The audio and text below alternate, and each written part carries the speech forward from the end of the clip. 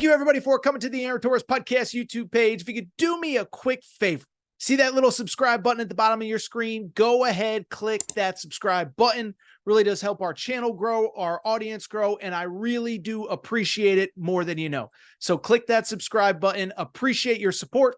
Now, here's the video that you came here for. All right, everybody, I'm back. Good to be back. Tell you what, it's Monday afternoon here in the Aaron Torres Pod Media Studios. By the way, always, if you want to advertise, this is what we got this screen for here. Hit me up, Aaron Torres Podcast Questions at gmail.com. But like I said, thought Monday was going to be a little bit of a slower day. We did a full show on Sunday night, loaded show. If you missed any of it, go back and check it out. Didn't really expect any real, important or significant news here on Monday. But apparently, Mark Pope does not abide by Torres' schedule. That is because, roster building season is largely done.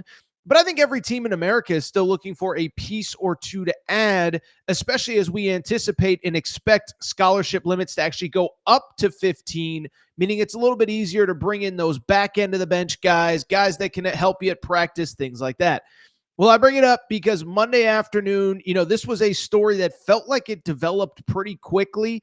But Reece Potter, 7'1" center, originally from Lexington, played the last 2 years at Miami of Ohio. He entered the portal right before the deadline. And earlier today on Monday, he committed to, we used to do this all the time. We'll do it again. Drum roll, please. Reece Potter, 7'1" center from Miami of Ohio, originally from Lexington, commits to the University of Kentucky, baby. That is right. Nothing else to say other than you already know, people. Do you got hope in Pope? Because Torres got hope in Pope. Another nice commitment. As always, you can get your Hope in Pope t-shirts at AaronTorresOnline.com/merchandise. Let's go ahead and dive in and listen. I know we're going to have fans from other fan bases watch this video. So let me start by saying, listen, is this the most significant commitment of Kentucky's offseason? It isn't. And that's okay. And that's not a knock on the kid. That's not a knock on the program.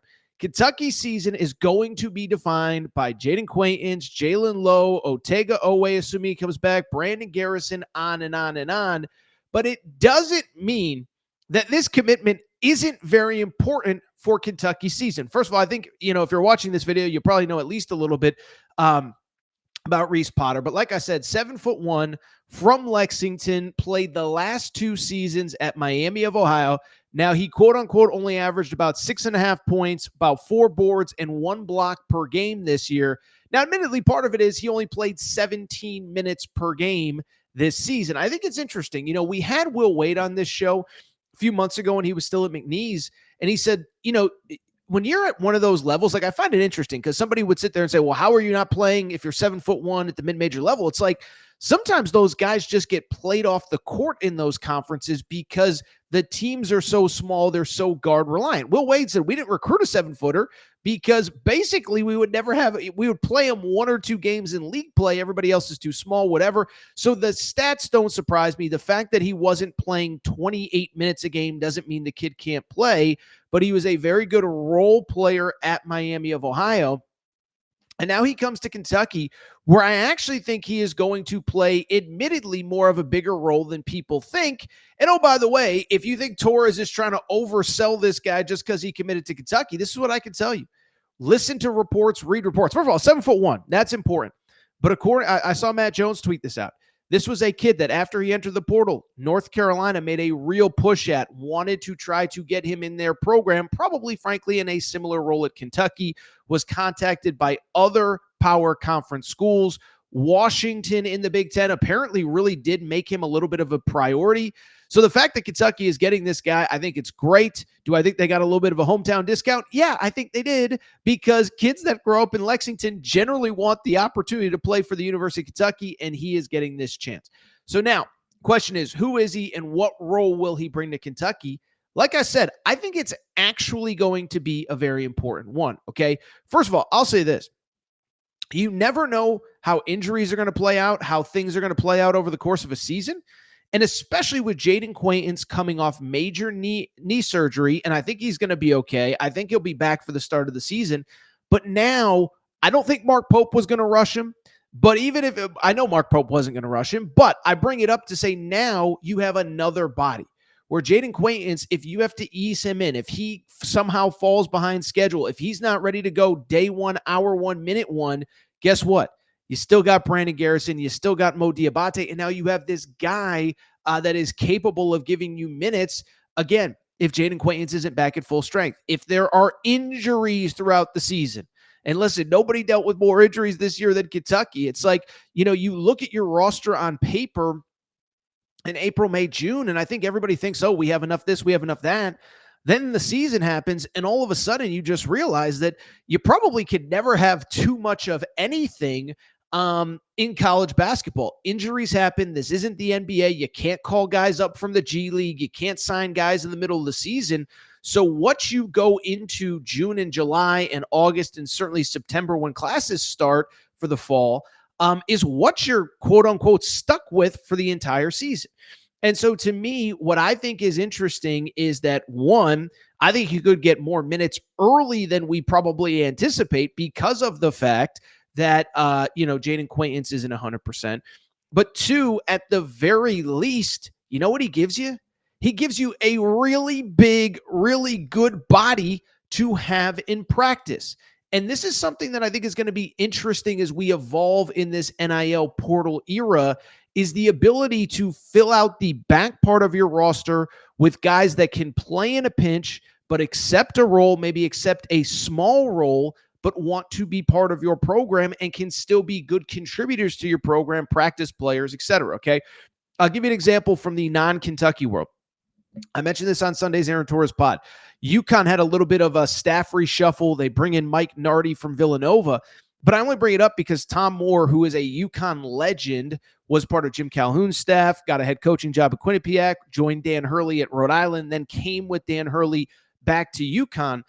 Tom Moore moved into the quote-unquote GM role at UConn, and he did a media availability on Sunday, and in that media availability, he basically said, like, look, the core of our roster is set, but we are still looking for a guy or two, maybe three, that can come in either with no NIL or very limited NIL, that understands a role, that is ready and willing to be responsible and show up every day and be a good teammate.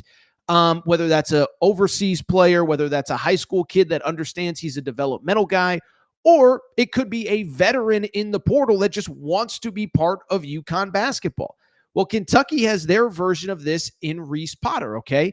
Kid that grew up in Kentucky, wants to be part of this team. I think he could end up playing a bigger role than we anticipate, but at the very least, he is a guy that can come in, be a great practice player for your team, be a great teammate for everybody in that building, and really play a very valuable role. And I think the best college basketball teams are going to find these guys later in the summer. Again, I think this is just college basketball as a whole. You spend late March, early April, really trying to get those core, 7 to 8 pieces, whether it's returning players, whether it's portal guys, whether it's superstars, whatever. But if you look at the portal right now, there aren't a lot of great players still available, and most of them could end up in the NBA draft, the Darian Williams, PJ Haggertys, etc. So now instead what you do is you focus on getting those star players early, and then you fill out the back part of your roster. And I think the other thing that's important to remember is that in 2025, 2026, we're expecting this house settlement to come through. What is the house settlement? Most people are focusing on the NIL aspect of it, schools paying players directly. But let's also remember this. In basketball, it allows you to go up to 15 scholarship players.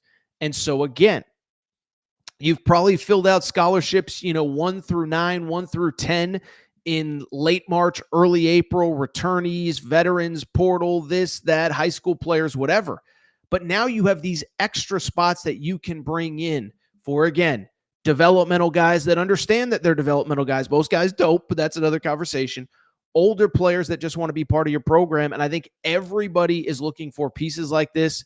And I think Kentucky snagged a pretty good one. There just aren't many 7-footers still available that not only are available, but how about this? Want to come to your program in a limited role and are willing to give up a bigger role at power conference schools to play for your university. So again, for the non-Kentucky fan that watches this and says Torres is overselling it like he always does, I'm just here to tell you this is a very nice piece and a very good addition late in the spring for Mark Pope. We are now in April, but as I said, there's no slowing down Mark Pope, baby. That's why. You know why? Because I'll tell you why.